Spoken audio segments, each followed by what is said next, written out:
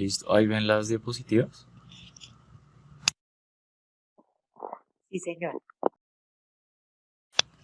Listo, profe.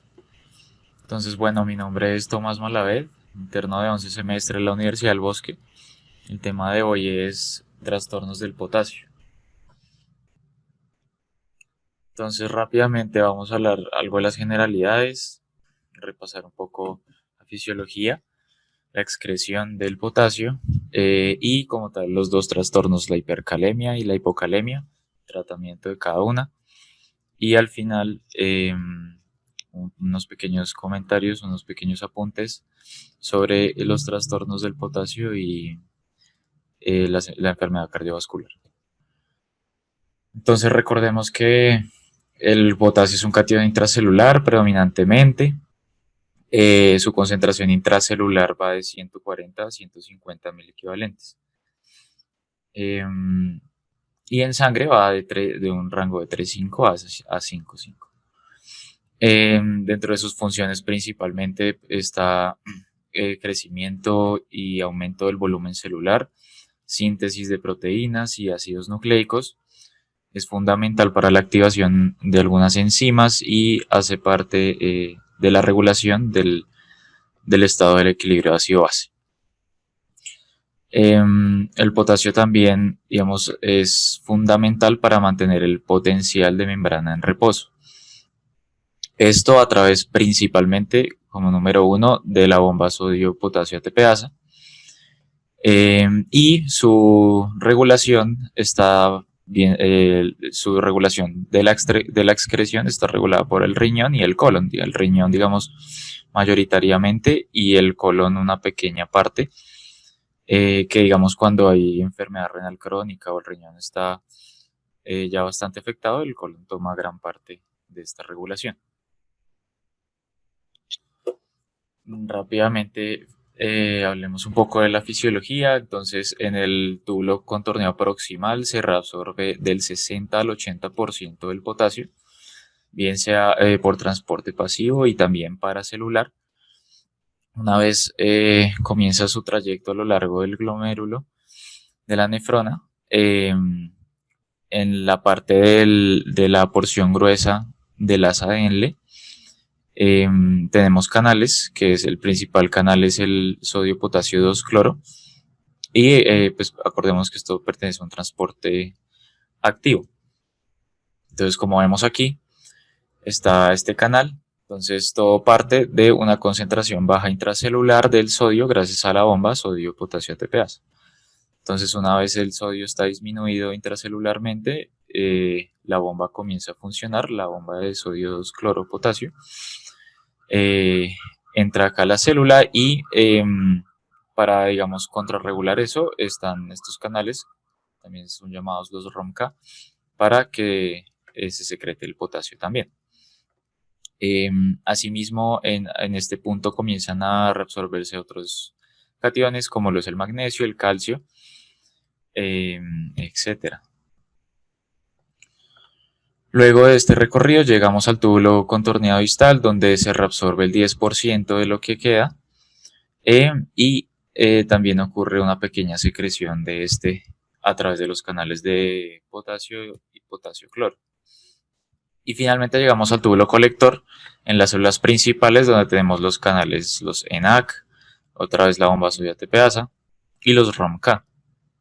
Lo mismo, disminución de la concentración de sodio por la bomba sodio potasio ATPasa. Se expresan los ENAC, los canales epiteliales de sodio, y los ROMK van a sacar el potasio para equilibrar estas cargas. Hay algo muy importante y es que el magnesio juega un papel bastante relevante aquí. Y es que el magnesio usualmente inhibe los canales, los ROMK. Es decir, que si tenemos concentraciones bajas de magnesio y por algún estado de hipomagnesemia, va a ser difícil corregir el potasio. Porque, pues, si no se inhiben estos canales ROMK, van a estar con todo el tiempo presentando fuga y fuga de potasio y pues lo estamos eliminando, así que pues no podemos reponerlo. Por eso es muy importante primero reponer el magnesio si está bajito y luego sí empezar reponer como tal el potasio formalmente. Entonces, ¿qué factores afectan la excreción del potasio? Uno es la dieta, bien sea el aumento en la ingesta, porque pues, sabemos que sube los niveles plasmáticos del potasio, una menor absorción en el asa de Henle, como ya vimos, y la secreción aumentada en el túbulo colector, pues estimulado por aldosterona, estados de hiperaldosteronismo. Lo segundo es la tasa de flujo urinario y el sodio. Si se disminuye el flujo urinario y el aporte de sodio, entonces pues vamos a tener un filtrado que se va a reabsorber prácticamente todo en el túbulo contorneado proximal y va a ser poco lo que llega en realidad al túbulo distal y al túbulo colector. Por lo tanto, pues no ocurre ese intercambio de sodio-potasio y se va a retener el potasio. Por otro lado, las hormonas. Entonces, ¿qué hormonas tienen un papel importante para la regulación del potasio? La aldosterona, la antidiurética, la angiotensina, la calicreína y la norepinefrina. Entonces, todas estas van a aumentar la excreción del potasio. ¿Qué otros factores? El equilibrio ácido-base. Entonces, bien sea acidosis metabólica o alcalosis metabólica.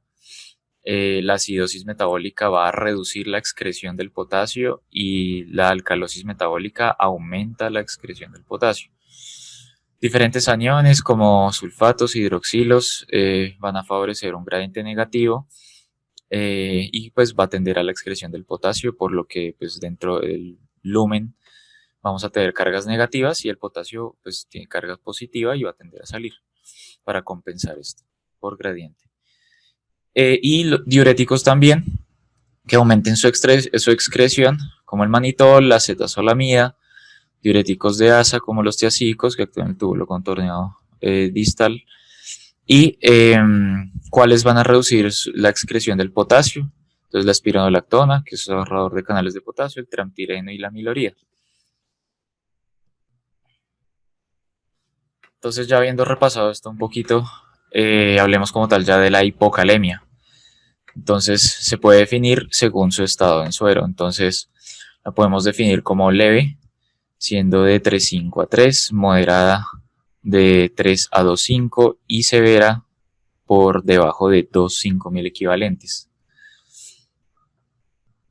Entonces, definimos hipocalemia, pues un potasio sérico por debajo de 3,5. Las causas más importantes y por las cuales toca indagar, lo primero es la dieta, la distribución transcelular o el shift del potasio y la pérdida renal, gastrointestinal y por la piel. Entonces, respecto a la dieta, tenemos que saber si el paciente está con un bajo aporte, si está presentando algún desorden alimentario que lo llegue a un aumento de excreción del potasio y cómo es su dieta, si es altamente en hidratos de carbono y si tiene alta ingesta de alcohol. Respecto a la distribución transcelular, entonces, mirar el estado de la insulina, beta agonistas y el estado metabólico. Estas tres cosas son fundamentales para lo que llamamos el shift del potasio.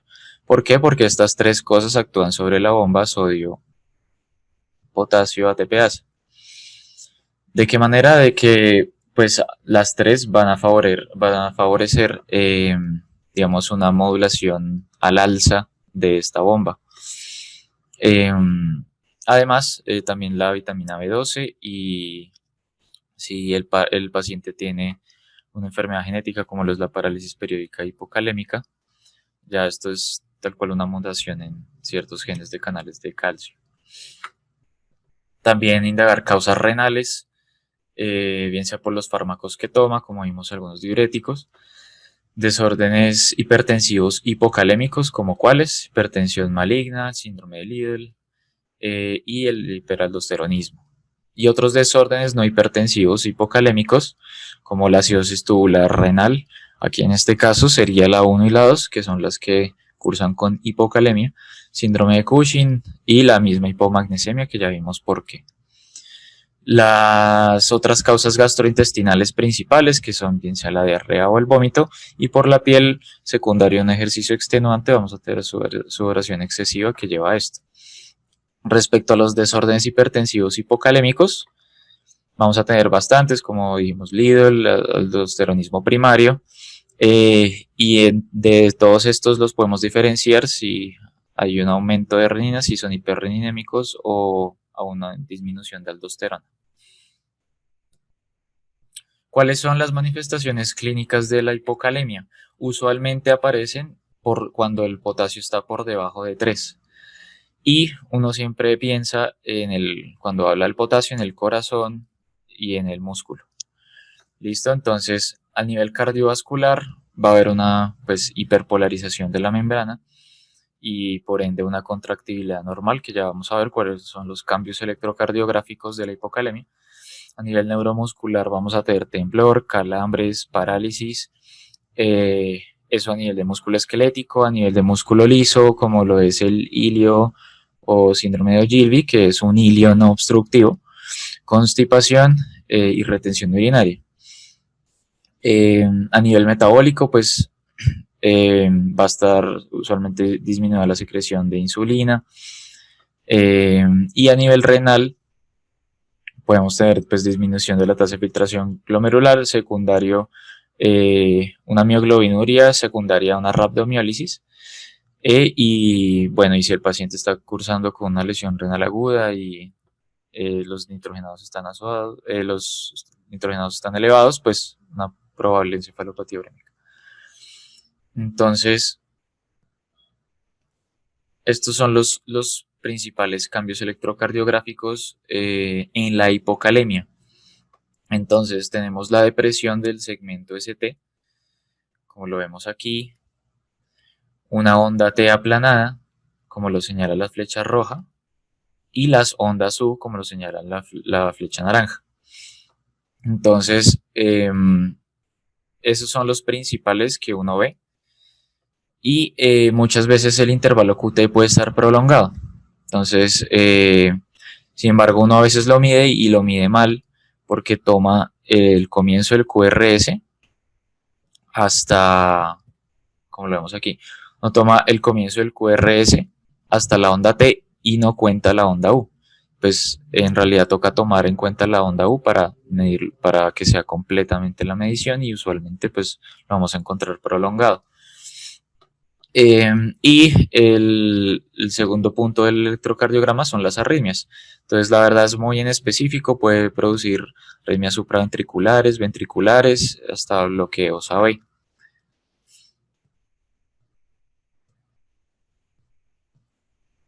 Listo.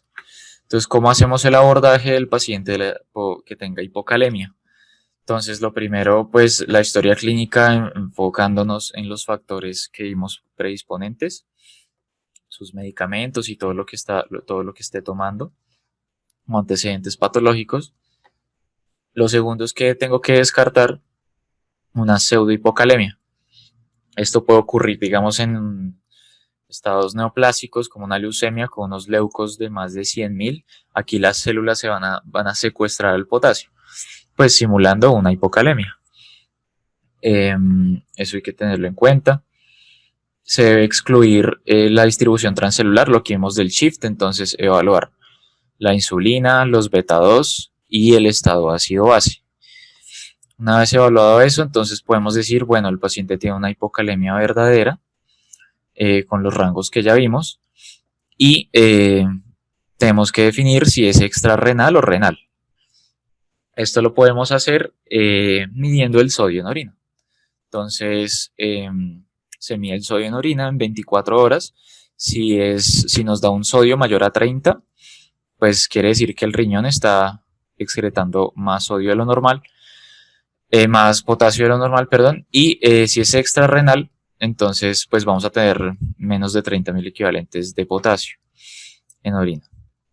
Entonces, esta es una forma, si es muy difícil cuantificarlo, entonces podemos hacer el cociente de potasio-creatinuria. Entonces, potasio en orina sobre creatinuria, y eso me da 1000 equivalentes gramo.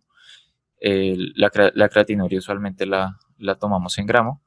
Y mayor de 13.000 equivalentes vamos a tener que es renal y menor a 13 vamos a tener que es extrarrenal. Y como ya vimos, el estado ácido-base, si el paciente está con una acidosis metabólica o una alcalosis metabólica. Entonces, con base a lo anterior, enfocamos al paciente. Entonces, podemos clasificarlo en 4.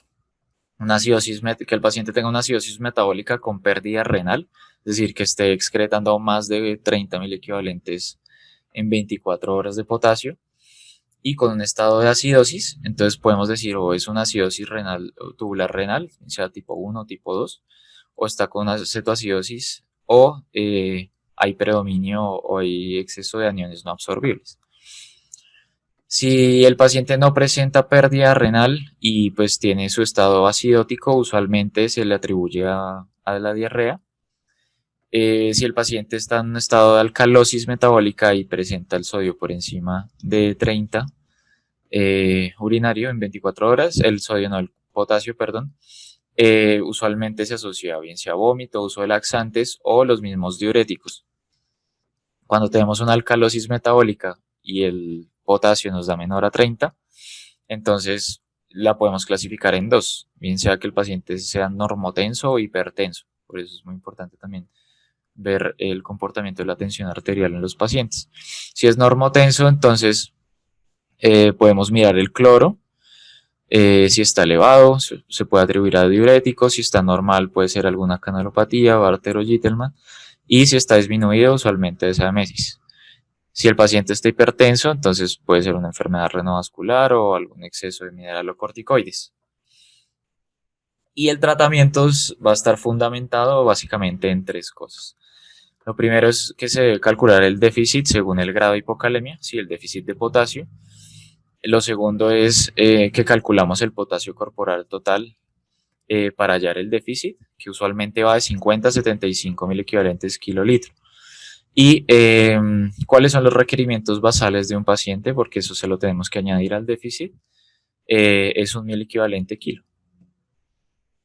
Entonces acordémonos, entonces tenemos la clasificación, leve, moderado, severo, leve siendo de 3,5 a 3, potasio, esto representa un déficit del 5% y usualmente se repone oralmente. Cuando tenemos un trastorno o una hipocalemia moderada, usualmente va de 3 a 2,5, el déficit corresponde a un 10% y puede ser la reposición oral o IV. Y severo, pues menor a 2,5. Y el déficit ya corresponde a 15%.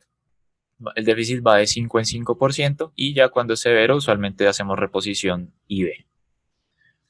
La reposición oral tenemos 2 medicamentos, el cloruro de potasio, que pues nos da 20.000 equivalentes cada 4 horas, o el gluconato de potasio, 20.000 equivalentes en 15 cc cada 6 horas. Pues también se puede adicionar de pronto algún diurético ahorrador de potasio, como espironolactona. Esto para la vía oral. Y para la reposición IV hay estas reglas principales que vemos en la tablita roja. Uno es que pues, no deben ser más de 4.000 equivalentes por vía periférica porque causa flebitis. Lo segundo es que se recomienda que no sea una infusión mayor a 20.000 equivalentes hora y no más de 40.000 equivalentes hora por vía central. Y el control normalmente se hace en 6 horas. Pedimos el potasio control en 6 horas. Entonces, un ejemplo para aclarar esto mejor. Entonces, tenemos un hombre de 70 kilos con un potasio de 3,1, que esto pues sabemos es una hipocalemia leve. Calculamos el potasio corporal, pesa 70 kilos, entonces acuérdense que va de 50 a 75, entonces 70 por 50, 3.500. Calculemos el déficit, entonces el 5% de 3.500 es 175. ¿Cuáles son las necesidades basales del paciente? Entonces acordémonos, un equivalente por kilo pesa 70, 1 por 70, 70. Y entonces, ¿qué voy a reponer? Pues el déficit, que es 175, más lo basal, que son 70. Entonces eso nos da 245.000 equivalentes. ¿Cómo los voy a dar? Pues estoy ante una hipocalemia leve. Podemos darlo oral. Entonces tengo que reponer esos 245.000 equivalentes. Miremos. El gluconato de potasio viene 20.000 equivalentes y se da cada 6 horas. Entonces miremos con este. Entonces 245 en 6 horas nos da 40.000 equivalentes. Entonces, en 6 horas estamos reponiendo 40.000 equivalentes, que pues si ven, vienen 20.000 equivalentes en 15 cc, entonces serían 2 tomas. 2 tomas, pues sumo 15 y 15, entonces nos da 30 cc. Entonces, pues nos queda 30 cc cada 6 horas. Pues en un día podemos reponer esto. Cuando es IV o sí, cuando es IV en infusión, pues usualmente lo podemos hacer en 2 días o en un día y dependiendo la cantidad se hace pues por vía periférica o vía central. Siguiente trastorno es la hipercalemia. Entonces, lo mismo lo podemos clasificar según su valor en sangre. Entonces, leve 5,5 a 5,9, moderado de 6 a 6,4 y más de 6,5 va a ser severo. Lo definimos entonces como potasio sérico mayor a 5,5 mil equivalentes. Va a estar relacionado a la carga exógena y endógena que promueva una carga excesiva de potasio en sangre. Va a haber una disminución de la captación celular, por ende pues, va a quedar en sangre el potasio. Puede ser secundaria una disminución de la excreción renal y también a fármacos. Es muy importante, entonces vamos aquí a indagar las causas. Entre estas uno debe descartar la hipercalemia. Esto ocurre muchas veces secundario a una venopunción traumática o que la muestra se hemolice. Entonces se lisan todas las células y se libera todo el potasio y pues nos muestra un falso positivo. Lo siguiente que vamos a evaluar entonces es la carga exógena, que alimentos, medicamentos o los medicamentos naturistas está consumiendo el paciente que nos eleve esta carga de potasio. Y la carga endógena, entonces un sangrado gastrointestinal, el ejercicio, estados catabólicos en general, la rhabdomiólisis, síndrome de lisis tumoral, entre otras, van a promover que tengamos, se libere el potasio en sangre. Lo segundo, como siempre, entonces el shift transcelular. Entonces tenemos que mirar la insulina beta 2 y el estado ácido base. Entonces, una deficiencia de insulina disminuye la función de la bomba sodio ATPasa, la hipomodula y pues vamos a tener concentraciones elevadas de potasio. Estados hiperglicémicos y la hiperosmolaridad, que el paciente esté con beta bloqueadores o digoxina o sulcinilcolina también modulan la bomba sodio ATPasa. Recordemos que la digoxina la inhibe, por ende pues se va a aumentar el potasio. Parálisis hipercalémica periódica también y los estados que ya vimos como acidosis. A nivel renal, entonces que el paciente tenga antecedente de enfermedad renal crónica, si su excreción de potasio va a estar alterada, que tenga disminución en la secreción de aldosterona, bien sea por IECAS, AINES, heparinas, inhibidores de calcineurina en los pacientes trasplantados, y el hipoaldosteronismo hiporreninémico, que la disminución de la respuesta a la aldosterona está disminuida, no la secreción, sino la respuesta, como secundaria a diuréticos, acidosis tubular renal, en este caso la tipo 4, que es la que en realidad es resistente a la aldosterona, y alteraciones genéticas del ENaC. ¿Cuáles son las manifestaciones clínicas de la hipercalemia?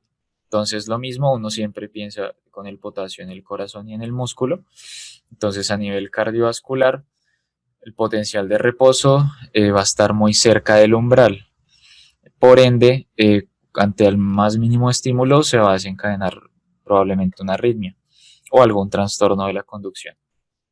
Y a nivel neuromuscular vamos a presentar debilidad muscular y parálisis ascendente. Usualmente empieza en miembros inferiores, luego comienza hacia el tórax y termina en miembros superiores.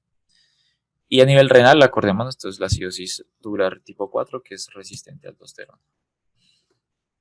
Entonces, en el electrocardiograma, ¿qué observamos? Se ha descrito que dependiendo del nivel de potasio que haya en sangre, vamos a presentar diferentes cambios en el electrocardiograma. Entonces, se dice que una concentración de 5,5 a 6,5 vamos a empezar a ver ondas de picudas y de base estrecha, como lo vemos aquí en esta imagen.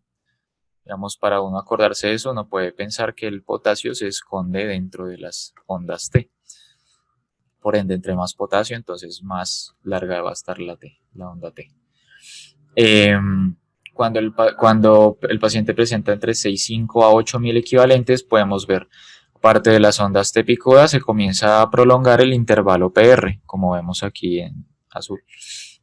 Y se comienza a ensanchar el QRS, como vemos acá. Y por encima de 8,000 equivalentes ya comenzamos a ver lo que es una onda sinusoidal, que corresponde a una ausencia de onda P, como vemos aquí no hay onda P, un ensanchamiento bastante amplio del QRS, y posteriormente, luego de esa onda sinusoidal, ya lo que queda es terminar en una fibrilación ventricular y en asistolia. ¿Y cómo abordamos estos pacientes con hipercalemia? Entonces, lo primero es revisar los cambios electrocardiográficos, especialmente si estamos ante una hipercalemia moderada o severa. La historia clínica con su examen físico, por lo que ya vimos, indagar sobre los antecedentes. Y debemos descartar la pseudohipercalemia, como ya vimos por qué. Podemos hacer toma de paraclínicos para posteriormente realizar, digamos, una mejor aproximación a la causa de la hipercalemia. Y podemos verificarlo o enfocarlo también si es agudo o crónico. Entonces, usualmente cuando es una hipercalemia aguda, va a ser secundario al shiftan celular. Entonces, ahí indagamos lo que ya vimos: insulina, beta 2 y estado ácido-base. Y cuando es crónico, usualmente va a estar relacionado con una afectación renal ya de base. Recordemos los valores de los grados de hipercalemia: 5,5 a 5,9 leve, moderada 6 a 6,4, más de 6,5 es severa. Entonces, lo que les decía, uno puede pedir paraclínicos de extensión. Entonces, para calcular lo que es la tasa, lo que es el gradiente transtubular de potasio. Entonces, si uno quiere hilar más fino, entonces digamos ya está el estado de hipercalemia, evalúo el shift, y nada que encuentro la causa, puedo calcular el gradiente transtubular de potasio. ¿Cómo? Eso se calcula con el sodio urinario y la osmolaridad urinaria, el sodio del plasma, el potasio. Potasio urinario, potasio del plasma y potasio de la orina y la osmolaridad de la orina. Listo. Entonces, el punto de corte es 6. Entonces, un gradiente de potasio transtubular mayor a 6 usualmente nos habla de una enfermedad renal crónica.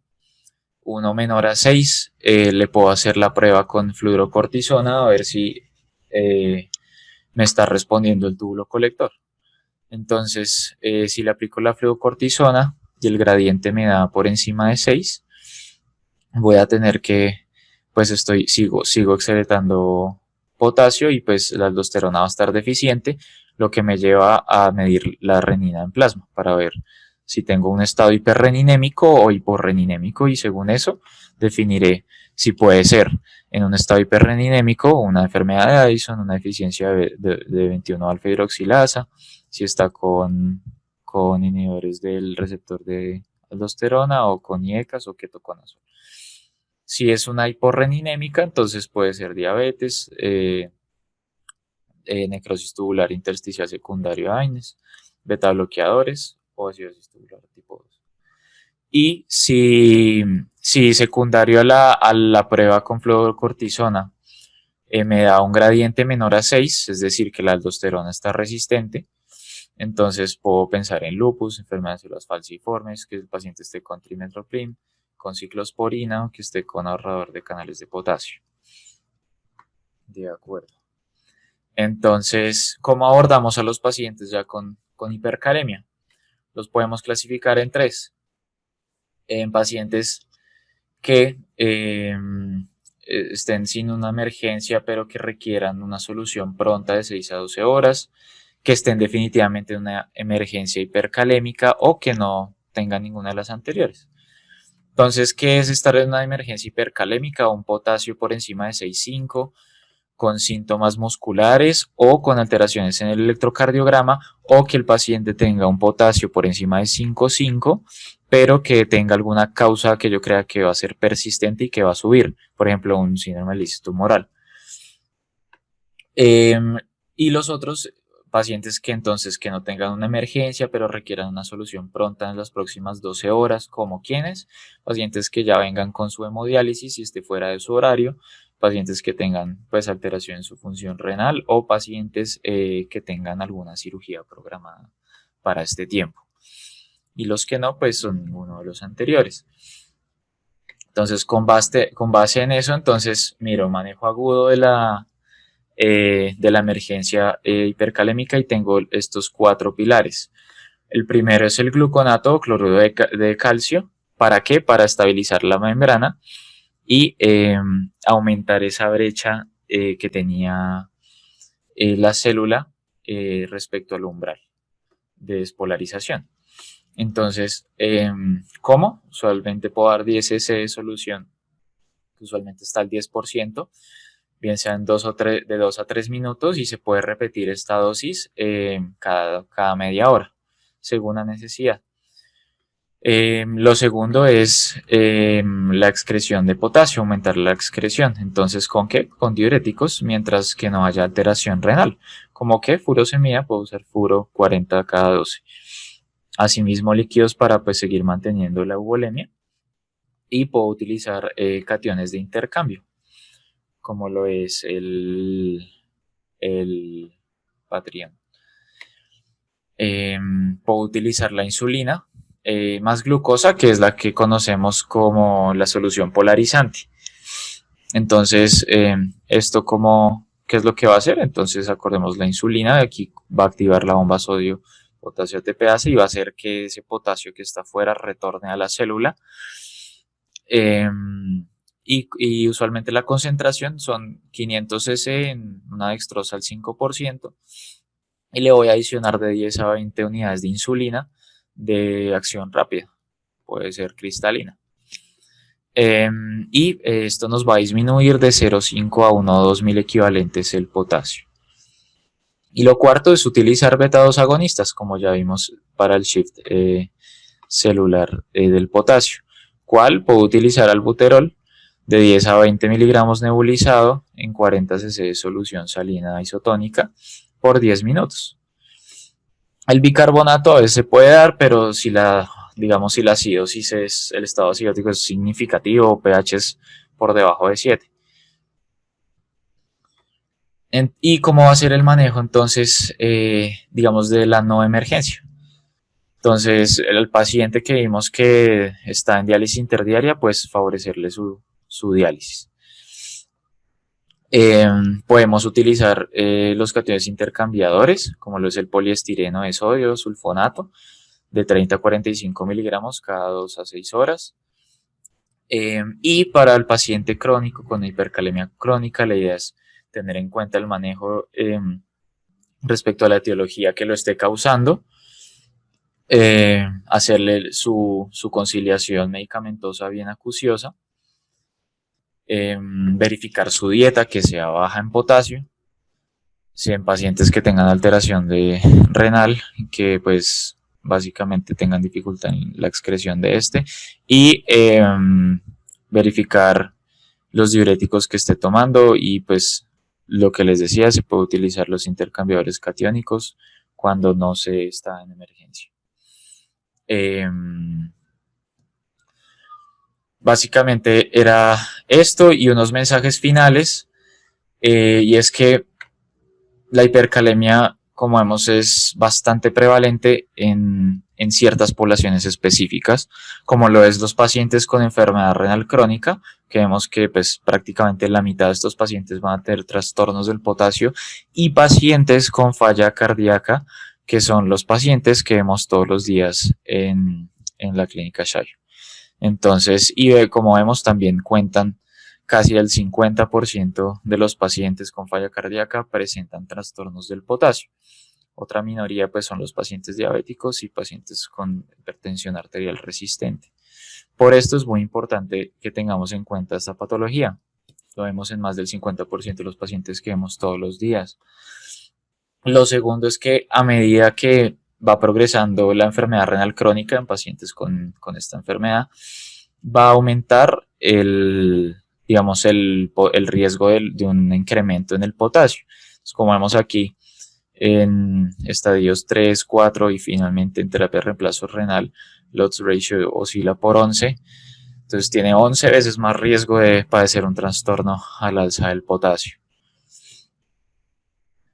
Y finalmente, bien sea cualquier trastorno del potasio, bien sea hipocalemia o hipercalemia, ¿sí? Cuando se sale el potasio de los rangos que tenemos como la normalidad, se ha visto definitivamente en diferentes estudios ya de hace varios años que aumenta el riesgo primero de estancia hospitalaria, pero lo más importante es que aumenta el riesgo de incrementar las morbilidades y la mortalidad. La morbilidad respecto al MACE, entonces lo que vemos todos los días, alguna enfermedad cardiovascular mayor, bien sea un infarto de miocardio o un stroke. Entonces, finalmente quería dejar este mensaje asociado al riesgo cardiovascular y pues es lo que vemos todos los días en nuestros pacientes, por eso es muy importante vigilar el potasio en ellos. Y listo. No es más, no sé si tienen alguna duda.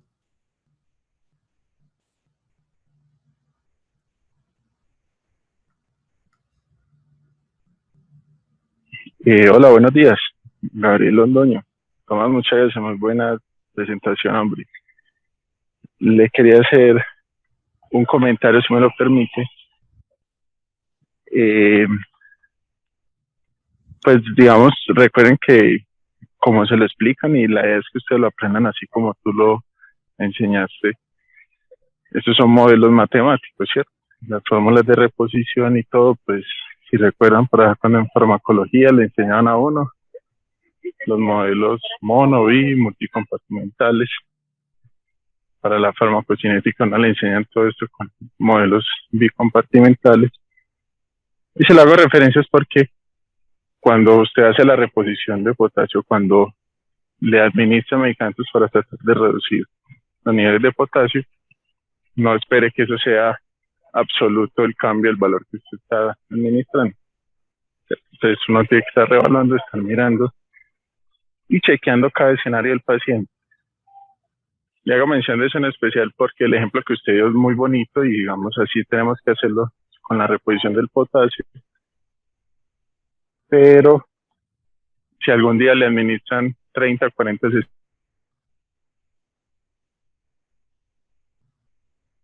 es un paciente, creo que ese paciente no. ¿Perdón, me escuchan? Sí, sí, ahí oímos, profe. Qué pena ya, qué pena que es que me entró una llamada y se me estaba cortando.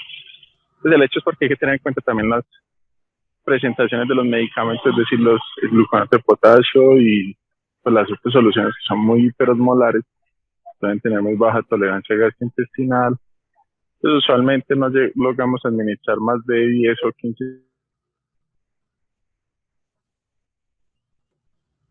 dosis de gluconato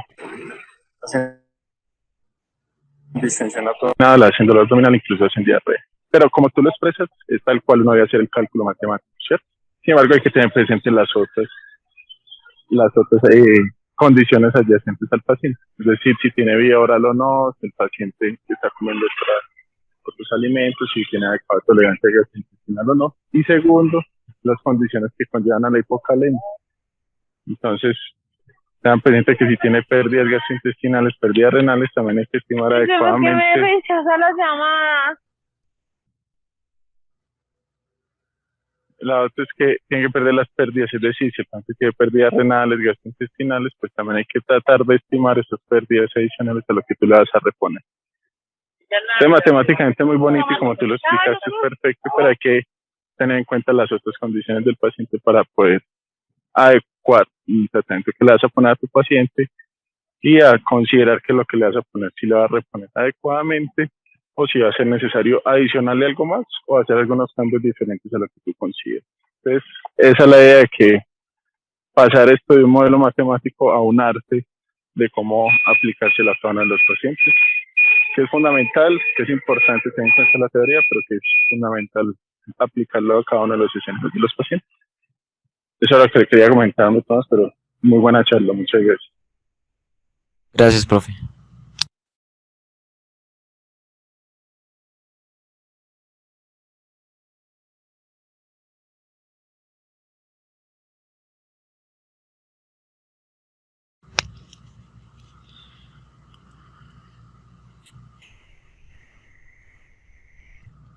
Bueno, no siendo más, muchísimas gracias a todos y nos vemos en la próxima charla.